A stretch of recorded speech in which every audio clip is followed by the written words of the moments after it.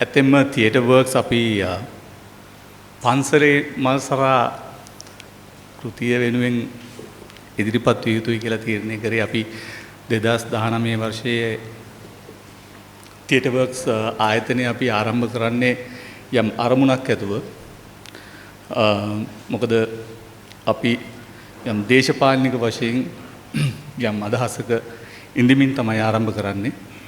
ඒකෙදී ලාංකීය සමාජය තුළ අපිට දැනුණු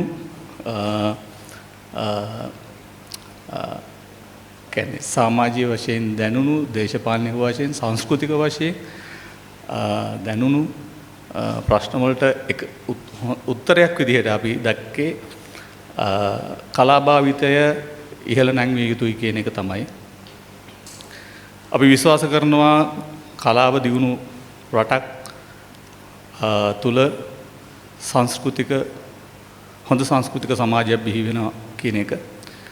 ඉතින් එතන ඉඳන් තමයි අපි තීරණය කරේ ඒ සඳහා මැදිහත් වීම කරන්න ඕනේ කියන එක. ඉතින් ඒ හරහා අපි ඩ්‍රාමා සංග්‍රහව අපි ආරම්භ කරා 2019 වර්ෂයේ. එහි කලාප 10ක් අපි නිකුත් කරා. නමුත් පහුගිය කාලවකවානුව තුර අපිට ඒක ඉදිරියට ගෙනියන්න හැකියාව ලැබුණේ නැහැ. ඉතින්